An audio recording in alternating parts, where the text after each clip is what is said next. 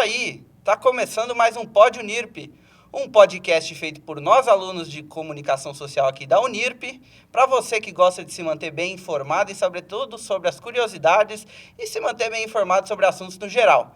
Hoje eu tô aqui com o Lucas, que é estudante de biologia aqui no IBILS, em São José do Rio Preto. Eu vou conversar com ele um pouco sobre o mercado da biologia, sobre a área da biologia no geral, né, Lucas? Seja muito bem-vindo.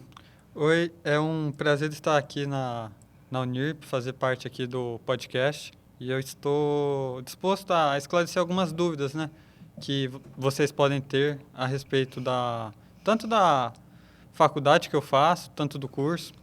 E é isso. Bom, a ideia aqui é a gente trocar um bate-papo bem tranquilo sobre essa área da biologia aí que o Lucas está no terceiro ano, é isso, né? É isso aí. No terceiro ano, no ano que vem já se forma, né? E aí, assim, uma curiosidade aqui, acho que eu já devo ter te falado. Uma coisa importante a se ressaltar antes da gente começar a nossa entrevista, né? O nosso bate-papo, é que o Lucas é meu irmão. Eu convivo com ele desde o dia que ele nasceu, então algumas coisas aqui a gente já vai ter essa coincidência e já ter trocado essa ideia antes. Mas é muito importante também a gente contextualizar tudo, né? Já contei para você, contar para o pessoal que está assistindo, que era para eu ter feito biologia, né? A minha Sim. vontade era ter feito biologia porque eu adoro dinossauro. Só que eu falei, cara, não é para mim isso, porque eu não sou esse cara de ficar estudando muito, não sou esse cara, porra, não quero trabalhar com pesquisa, não é minha praia ficar sentado na terra lá um tempão, enfim. E aí, cara, eu queria te perguntar, por que as pessoas devem, por que os estudantes hoje eles devem, né, procurar, qual que é um fator que pode estimular os estudantes a hoje ir para essa área da biologia? Cara, eu vou ser bem sincero que acho que dever não devem. É um curso igual qualquer outro. Você pode querer biologia, medicina, engenharia. É um curso como qualquer outro, mas o que fez eu abrir os meus olhos para a biologia, que acho que pode fazer para outras pessoas, é que a biologia é uma coisa que engloba muita coisa. Engloba desde conservação, células, animais, plantas, até questões sociais mesmo. Por exemplo, a gente vê toda essa questão de mudanças climáticas, é uma questão social, que a gente vê como afeta pessoas de diferentes lugares do mundo.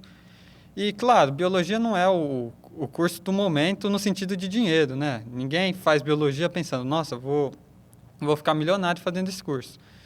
Mas é uma questão de ter o prazer em até cuidar mesmo do planeta, sabe? Não é só uma questão de dinheiro.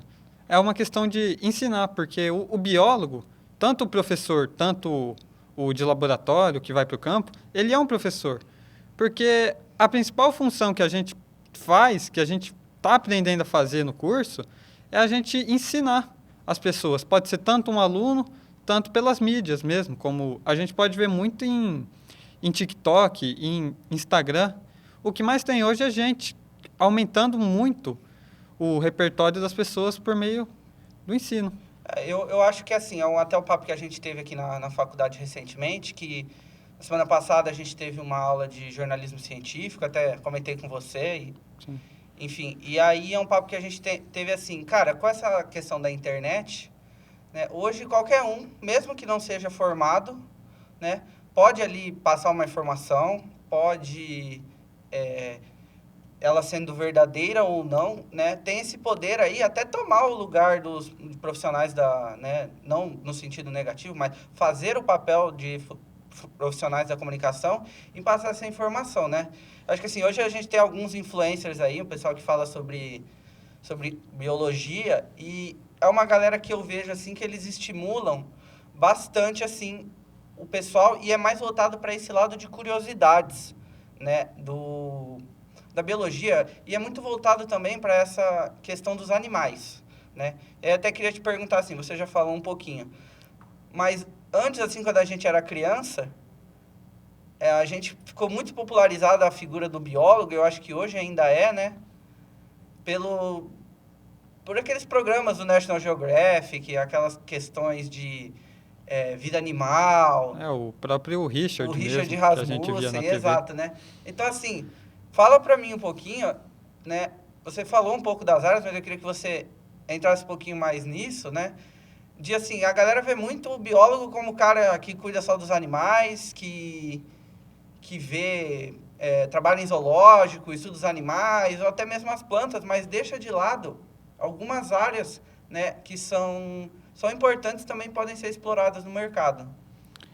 Bom, pensando principalmente então nessa parte mais da biologia celular, talvez, em nível, essa biologia microscópica mesmo, a gente pode ver diversas áreas, tanto desde a genética, biologia molecular, a própria genética molecular, que engloba os dois, a microbiologia, e todas essas áreas, elas são utilizadas na medicina. É, na questão de doenças, em doenças corriqueiras, como uma gripe, câncer, a gente tem que fazer esse estudo na microbiologia. É, na questão de doenças hereditárias, por exemplo, o estudo da genética, da biologia molecular, é essencial para a gente entender. Claro que o médico ele faz a função de operar o paciente e proporcionar os tratamentos. E ele até pode fazer essa parte mais laboratorial. Mas essa é a principal função de um biólogo, nesse quesito, pensando na saúde. Eu acho que assim, é muito importante também a gente entender que o biólogo não é só esse cara que cuida dos animais, e que também o médico não é um cara que trabalha sozinho, que ele não é, que ele salvar uma vida, esses estudos que a gente tem na medicina hoje, não partem só da área da medicina, né? E aí até entrando em um outro tópico ali, né? Você como falou sobre a medicina e tal. Essa semana saiu, né? A FUVEST liberou a relação de candidato por vaga do vestibular desse ano, né? É assim, você tem lá medicina, psicologia, em todos os campos deles ali, e relações institucionais você tem jornalismo e comunicação até na frente, né? Você já falou no começo que você não vê a biologia, né? Que você vê o curso de biologia como um curso como qualquer outro, né? Mas por que que você acha, assim, que hoje, né, a gente tá mais desvalorizado do que já esteve em algum momento? Eu não penso que está mais desvalorizado do que esteve antes. O que eu penso é que alguns cursos, como medicina, direito, engenharia, esses cursos sempre foram famosos. E, claro, tem muitas pessoas que fazem o curso porque gostam, porque realmente têm interesse, mas também tem muitas pessoas que têm um interesse na questão do status e da profissão mesmo, porque são profissões mais bem reconhecidas, digamos, né? Então, eu não acho que elas sejam melhores ou que a biologia seja menos desvalorizada pelos alunos, mas às vezes é uma questão também de preferência. Perfeito, porque é, além dessa escolha, né, que as pessoas podem fazer, optar por esse status, por essa questão de... É o sonho de fazer, ninguém é obrigado a fazer nada, enfim. Mas assim, até um ponto que eu queria levantar é que no Brasil hoje a gente... Hoje não, né? Não é de hoje, né? Desde sempre a gente sempre teve... Não teve, na verdade, né? Esse incentivo à pesquisa, né? Você acha que isso impacta, né, nessa escolha das pessoas, né, dos estudantes a estudar a biologia, a entrar nessa área da pesquisa? Porque a biologia também não é só cuidar dos animais, entre outros esses tópicos, microbiologia, enfim, esse estudo de genética. Ela também é essa área de pesquisa, muito voltada para pesquisa, e são nas pesquisas que a gente descobre coisas incríveis até hoje, e foi o que foi transformando o mundo. Então, você acha que hoje, aqui no Brasil, essa falta de incentivo à pesquisa afeta, de fato, o curso? Você que faz biologia numa universidade federal, não, pública, aqui na Unesp, em Rio Preto, você acha que afeta mesmo? Ah, cara, com certeza. Tipo assim, quando eu fui fazer, eu não pensei tanto nessa questão da falta de recursos mesmo acabar atrapalhando, mas atrapalha. Tanto na hora do aluno, do estudante decidir o curso, tanto na hora que você está lá mesmo. Porque falta tudo. Falta desde equipamentos simples até equipamentos super caros, né? E questão de bolsa mesmo é muito desvalorizado. Existe uma grande falta em recurso mesmo. Então, por mais que tenha muito incentivo, né? É uma faculdade pública, né? Tem muito incentivo do governo também, mas falta muito. E eu enxergo isso como um aviso, porque quando chega no mercado de trabalho, se você não está realmente numa firma privada, é isso aí. Você não vai ser uma surpresa se você chegar no seu trabalho mesmo e não tiver também muitos recursos. Assim, aproveitando que você apontou assim um dos desafios de seguir nessa área, né, que também vai muito além da pesquisa e tudo isso, né? Falando de profissões, de carreiras que as pessoas podem seguir, né? Porque, assim, eu vejo hoje, por exemplo, lá na Colombo, né? Que nós temos um setor de meio ambiente só voltado para questões ambientais, né? E é uma coisa que, por exemplo, facilmente um biólogo poderia estar trabalhando lá, né? Sim, com certeza. Eu sei que você também é muito fã de Dexter, da série Dexter, também por essa questão de perícia criminal, né? Então, assim, quais carreiras também você acha que as pessoas poderiam seguir, que, né, tem esse crescimento, que a pessoa pode usar, né, o curso de biologia, pode usar ali o diploma de biologia para trabalhar? Cara, além das que eu já falei, eu acho que a principal, que muita gente nem percebe muito bem, é a questão ambiental. Porque, vamos ser honestos, o mundo está passando por diversas Mudanças. mudanças climáticas e elas estão ficando cada vez mais extremas. E não só isso, a questão de as pessoas estão começando a se importar mais com o meio ambiente. Não só as pessoas, o governo também. Por mais que, claro, tenha muitos problemas, questões de leis mesmo estão aumentando. Toda essa importância é, de fato, muito essencial. E existe profissões que trabalham tanto em consultorias ambientais para construções no geral, precisa de uma autorização ambiental para fazer. Por exemplo, naquela questão lá daquela estação de petróleo que Sim, vai ter na na Amazônia, Amazônia, que muitas pessoas que fala são a favor, que outras contas, precisa, claro que nesse caso é o IBAMA que está fazendo, mas precisa de uma grande consultoria para entender todos os prejuízos que podem ser causados e avaliar as condições. porque, assim, a gente está falando ali ela é bem na boca ali da saída do Rio Amazonas pro Oceano Atlântico. Então, assim, esse trabalho que o biólogo faz, além dele, ele pode ser também muito importante para essa extração de recursos, né? Porque ele protege o meio ambiente, mas profissionalmente falando, né, falando eticamente, o dever dele como biólogo é sempre prezar pela vida, né, pelo meio ambiente, pela defesa do meio ambiente.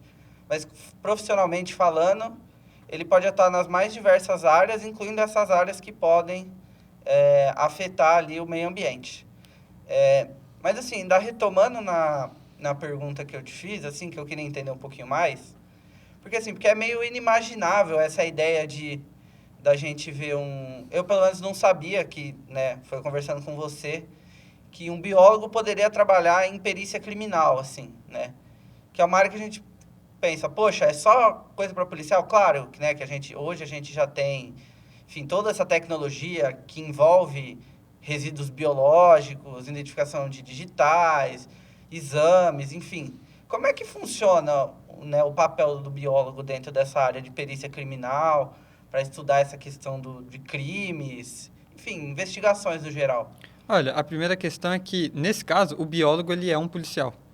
Ele é um perito, ele vai ter que fazer todo o serviço de um policial, digamos, né? Claro que ele não vai sair prendendo as pessoas, mas ele vai fazer toda a parte da análise. Ele vai ter que chegar no local, falar com a vítima ou com os suspeitos. Fazer o trabalho de um policial Sim.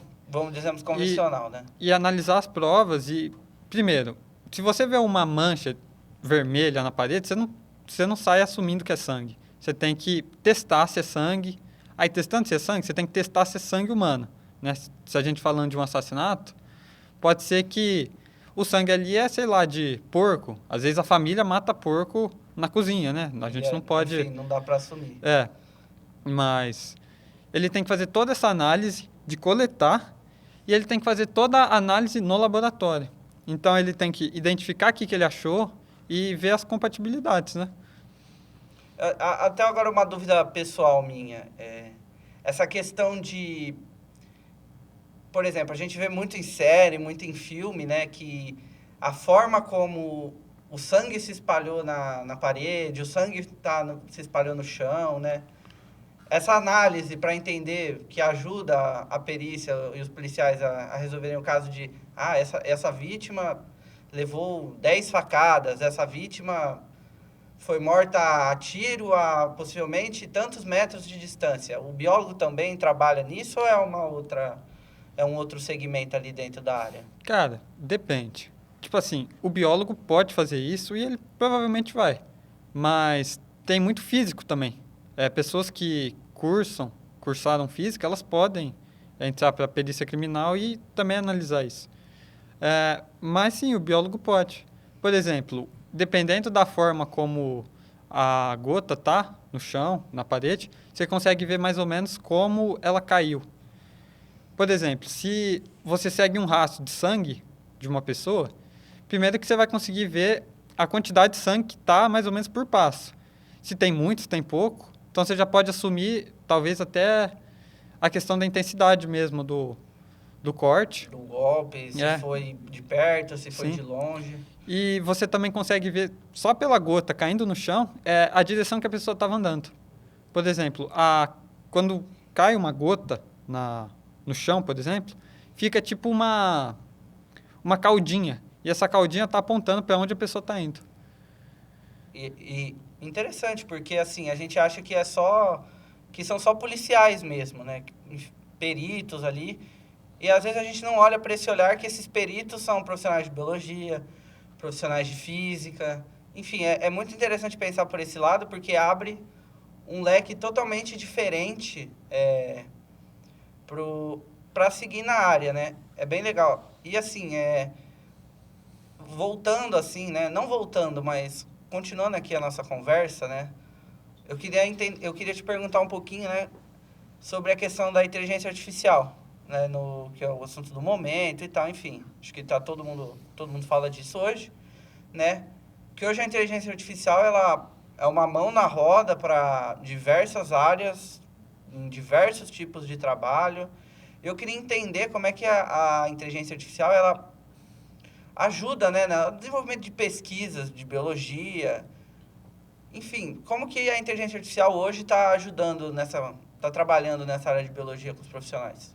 Cara, recentemente eu fui numa palestra sobre fotografia de animais, que era basicamente análise desses animais no seu ecossistema natural com câmeras escondidas, que são as câmeras trap, que elas funcionam para monitoramento de animal mesmo. Então, o animal passa por essa câmera, ela está gravando já, ou às vezes ele tira foto a partir dos raios infravermelhos que o animal está emitindo, a câmera capta e começa a tirar fotos ou gravar mesmo. E às vezes as fotos não saem tão boas. Tá escuro, tem muita planta na frente, o bicho está correndo, você não consegue ver direito. E nessa palestra que eu vi, o professor, ele estava usando inteligência artificial para identificar os animais que estavam sendo fotografados. Ela funcionava a partir de um banco de dados público, que qualquer pessoa que trabalha na área pode jogar lá, e foi treinando essa IA. Aí, no momento, ela já está identificando coisas que a gente também consegue identificar, só que com dificuldade. Tinha começado com ela confundindo planta com bicho, mas agora já está começando a ficar tão bom quanto a gente. E essa IA, ela não é uma dessas convencionais que a gente pode usar, assim, por exemplo, um ChatGPT, um Gemini, ou é alguma coisa voltada para isso?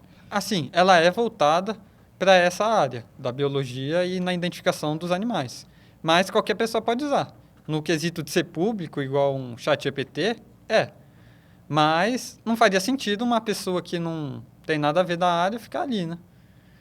Testando a IA. Entendi. Cara, é assim, não falando que é igual, claro, mas tem um uso bem parecido até nessa. Aqui é o trabalho que as pessoas estão usando muito na comunicação, de geração de imagem, aperfeiçoamento de imagem. Bem interessante, não pensei por esse lado, nunca tinha pensado por esse lado do uso da IA. É, e assim, para a gente já ir se encaminhando pro final da nossa conversa, é, acho que assim, hoje todo mundo usa a inteligência artificial, a torta e direito, gera imagem de desenho, gera imagem estilo estúdio de animação famoso. E assim, cara, recentemente nós tivemos algumas informações que foram divulgadas que, por exemplo, o chat GPT, ele gasta milhões de litros d'água, né, para funcionar, né? Então, assim, pensando nisso, como que você vê esse uso da IA no meio ambiente, assim, nessa questão ambiental? Cara, é um problema. Tipo, é claro que a IA, como eu já falei antes, ela tem papel muito Sim. importante, e mas a questão é que ela tinha que ser regulamentada. Não dá para a gente usar do jeito que a gente está usando. É, eu não me recordo ao certo, mas eu tinha visto uma pesquisa que falava que a cada mais ou menos 5 perguntas, poucas perguntas, era mais de 50 litros de água. Tipo, água potável, porque não dá pra gente Não dá usar para usar uma água água suja salgada. ou água salgada, porque a água salgada tem muitos... Impureza, enfim, tem a questão do que sal vai mesmo. acabar atrapalhando mesmo, estragando o material eletrônico ali. E é um grande problema, porque é muita água que está sendo perdida. A gente perde muito por evaporação também, mas muita água fica impura para consumo, porque É, porque a água em si, né, nessa questão da inteligência artificial ali, ela é usada para resfriar ali os servidores, os supercomputadores lá da OpenAI, no caso, né, que é a empresa que administra o ChatGPT. E aí, assim, né, aí você me corrige se eu estiver errado. A água fica ali, ela fica esfriando, e aí ela tá no meio de todos aqueles componentes. acaba sendo contaminada por todos esses resíduos que ela está ali em contato, E né? aí é uma água que você não pode devolver para o ambiente, você não pode, né, enfim, consumir, então, para consumo humano e consumo de qualquer ser vivo também acaba se tornando impróprio. Mas, cara, assim, é uma coisa para se colocar, né, para se pensar, que a gente acha que não tem impacto nenhum a gente fazer uma perguntinha ali pro chat GPT, é uma pergunta besta, né? Que hoje as pessoas perguntam tudo pro chat GPT, né? Tem até pessoas perguntando coisas de psicólogo mesmo, né? Fazendo Pessoas fazendo terapia no chat terapia. GPT, assim.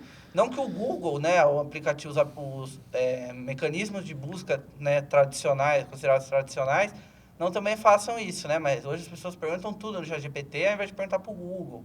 Ao invés de perguntar pro Google. Enfim, tá tudo integrado com a IA. Assim, pra gente terminar, né, antes da gente terminar, quero fazer só uma brincadeira só pra gente encerrar, né? Na verdade, vamos fazer uma brincadeira. Tá. Cara, eu sei que a gente falou que não é só animal, mas se você pudesse listar 5 animais, né, que você olha e fala, cara, são os animais mais diferentes e que a gente nem pensa que existe. Você diria que quais são, assim? Qual que é o mais esquisitão? Cara, mais esquisitão pra mim é os polvos. O bicho é todo diferente, ele é todo esquisito, ele tem 8 braços, ele é super inteligente, ele solta aquela bolsa de tinta. Pra mim, aquele bicho é como se ele fosse um alienígena mesmo. Ele é muito esquisito. E é muito legal também. É engraçado, porque eu lembro do filme do Procurando Dory, que o povo, ele sai do aquário, É, ele anda, inc- é meio bizarro o povo, sim, né? ele inclusive consegue se camuflar mesmo com o ambiente. Então, se o ambiente está ali na areia, ele fica num aspecto mais arenoso. Se está ali às vezes numa planta, ele fica mais verde. Tem a teoria da conspiração que o povo é um alienígena, né? Tem. Mas isso aí eu já não sei, né? Não posso afirmar, mas imagino que não. Assim, agora, última coisa. Você tá terminando agora o 3º ano e o ano que vem é o último. Se você pudesse escolher qualquer profissão na área, qual seria e por quê? Bem rápido. Cara, olhando diretamente assim, acho que conservação e questão ambiental. Porque é uma área importante para a gente pensar no planeta e é uma área também que financeiramente compensa. Mas também é essa questão de ensinar mesmo, ser professor, eu acho que é uma área muito nobre. Perfeito, cara. Então, foi isso. Agradeço você, Lucas, pela presença aqui em mais esse episódio do Pod Unirp, né? Você quer deixar algum recado? Quer falar alguma coisa? Não, Pode ficar à vontade. eu só acho que a gente tem que repensar mais as nossas escolhas do dia a dia, pensando no planeta mesmo, né? Porque a gente está aqui não é só para se aproveitar do planeta, a gente tem que cuidar dele. É perecível, igual o corpo da gente, a gente tem que cuidar como se fosse, que afinal é a nossa casa, né? Frase mais clichê é impossível. Sim. Mas é isso. Obrigado, Lucas, por ter vindo, aceitado o convite aqui de participar do podcast. Acho, o prazer foi meu. Então é isso. Muito obrigado a quem assistiu mais esse episódio do Pod Unirp. Acompanhe a gente nas nossas redes sociais. Se inscreve aqui no nosso canal no YouTube, deixa um comentário, deixa um like, engaja com a gente. E é isso. No próximo episódio você acompanha um novo entrevistado, um novo apresentador, para continuar aí se informando muito bem aqui através dos nossos canais de comunicação da Unirp. Eu sou o Pedro e esse foi mais um episódio do Pod Unirp.